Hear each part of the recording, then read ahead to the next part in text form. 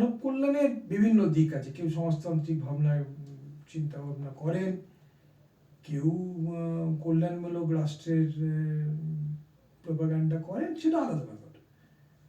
কিন্তু জেনারেলি মানব কল্যাণ বা সমাজ পরিবর্তন যাদের উদ্দেশ্য, তারা নাস্তিক বা আস্তিক, এটা খুব একটা বড় ব্যাপার না। এই প্রশ্নে বিভাজন আনাটা, আমি আগের ভিডিওতেও বলেছি, এটা ধর্মীয় মৌলবাদের হাত শক্ত করা।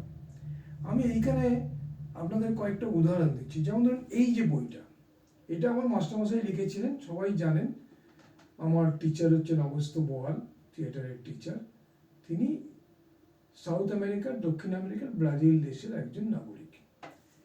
আপনারা জানেন যে একসময় ব্রাজিলে ডিক্টেটরশিপ হয়েছিল, সাংঘাতিক ডিক্টেটরশিপ। মানে সেসব বহু বহু পুরুষ মানুষ, মহিলা, তারা বাড়ি থেকে বেরিয়েছিল আর ফিরে আসেনি। এটা সাউথ আমেরিকার বহু দেশে হয়েছে। আপনারা জানেন কারা এইসব ডিক্টেটরদের স্পন্সর করে, কারা এইসব ডিক্টেটরদের ক্ষমতায় বসিয়ে দেয়। আর্জেন্টিনায় বুয়েনোস আইরেসে আমার খুব প্রিয় শহর, চে গুয়েভারা শহর। ওই শহরে পৃথিবীর একটিমাত্র শহর যেখানে নেমে আমি আগে একটু প্রণাম করি মাটিটাকে ছুঁয়ে। সেইখানে একটা জায়গা আছে বুয়েনোস আইরেসে, যেটার নাম হচ্ছে প্লাসা দে মাসা। সেই প্লাসা দে মাসা, সেখানে প্রত্যেক বৃহস্পতিবার কিছু মায়েরা আজও মোমবাতি জ্বালিয়ে একটা মিনারের চারপাশটায় ঘুরতে থাকে। কারণ ওই ডিক্টেটরশিপের সময় আর্জেন্টিনাতে কেউ এক জায়গায় দাঁড়িয়ে কথা বলতে পারবে না, সবাইকে মুভ করতে হবে। তারা সেই ঘোরে, এখনো আজও ঘোরে। সেই মায়েরা কারা? যাদের ছেলেরা আর ফিরে আসেনি ঘরে ডিক্টেটরশিপের সময়। ঠিক এইরকম ডিক্টেটরশিপ যখন ব্রাজিল, আর্জেন্টিনাতে চলছে, তখন সেখানে একটা অত্যন্ত গুরুত্বপূর্ণ রোল প্লে করেছিল এক ধরনের একটি খ্রিস্টান স্কুল, যাদেরকে বলা হয় লিবারেশন থিওলজি। এই লিবারেশন থিওলজি স্কুল থেকে কিন্তু পলো ফ্রেরি এসছেন, যাদেরকে এখানকার অনেক মার্কসিস্টরা মনে করেন যে পলো ফ্রেরি বোধহয় মার্কসিস্ট। কিন্তু পলো ফ্রেরি অ্যাকচুয়ালি এসছেন লিবারেশন থিওলজি থেকে। আপনি কি বলবেন?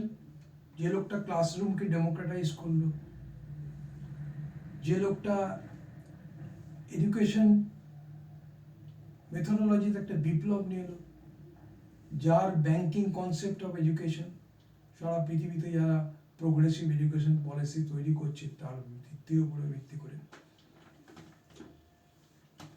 সেই পলো ফ্রেরি লিবারেশন থিওলজি থেকে এসছে। ল্যাটিন আমেরিকার সবচেয়ে বড় ল্যান্ডলেস ওয়ার্কার্স মুভমেন্ট, যেটাকে আপনারা এমএসটি বলেন বা অনেকেই এমএসটি বলে চেনেন, ওয়ার্কার্স পার্টিকে ওরা তো পিটি বলে, এবং এই ওয়ার্কার্স পার্টি ব্রাজিলের সবচেয়ে বড় শক্তি হচ্ছে এমএসটি, এবং ওটা হচ্ছে ল্যাটিন আমেরিকার সবচেয়ে বড় ল্যান্ডলেস ওয়ার্কার্সদের মুভমেন্ট। এবং সেই মুভমেন্টের প্রতিষ্ঠাতাকে একজন ধর্মযাজক, একজন লিবারেশন থিওলজির মাস্টার, তিনি ওই আন্দোলনটাকে করেছেন। যে আন্দোলনটা আজকে ল্যাটিন আমেরিকার কৃষক মজুরদের প্রেরণা, এবং যে আন্দোলনটাই অ্যাকচুয়ালি লুলাকে ব্রাজিলের প্রেসিডেন্ট বানিয়েছে। এবং লুলাও যে আন্দোলনটাকে ভিত্তি করে আজও তার কাজ চালিয়ে যাচ্ছে। তাদের সাও পাওলোতে একটা বিরাট পলিটিক্যাল স্কুল আছে এই এমএসটি, যেখানে কিন্তু সারা ল্যাটিন আমেরিকা থেকে বিভিন্ন অ্যাক্টিভিস্টরা, পার্টি নন পার্টি, ওখানে এসে ট্রেনিং নেয়। সেই যে অর্গানাইজেশনটা, সেই অর্গানাইজেশনটা কিন্তু তৈরি করেছিল একজন লিবারেশন থিওলজিস্ট। তো কাজেই নাস্তিকতার প্রশ্নে আমরা নাস্তিক এবং নাস্তিক সম্মেলন করে যখন আমরা আধ্যাত্মিক চেতনাকে হেলাফেলা করি, লিটারেলি, যেটা কোনো মার্কসিস্টদের তো সম্ভবই না তাদের পক্ষে এটা করা, যে হেলাফেলা করি, তাদের কিন্তু এটা জেনে রাখা উচিত যে সাউথ আমেরিকান ডিক্টেটরশিপে অনেক এইরকম লিবারেশন থিওলজিস্টের ফাদাররা নিজেদের জীবন দিয়েছেন, খুন হয়েছেন, নিখোঁজ হয়েছেন। আমি এইরকমই একটা ফাদারের একটা স্টেটমেন্ট বলছি। ধরুন, ইনি, এই ভদ্রলোকের একটা ফেথ আছে, ইনি একজন ফাদার, খ্রিস্টান ফাদার। ইনি কি বলছেন? নর্থ ব্রাজিলের ইনি কি বলছেন, আমি বই থেকে পড়ছি। I am a Christian and believe in God. Love thy neighbors as thyself.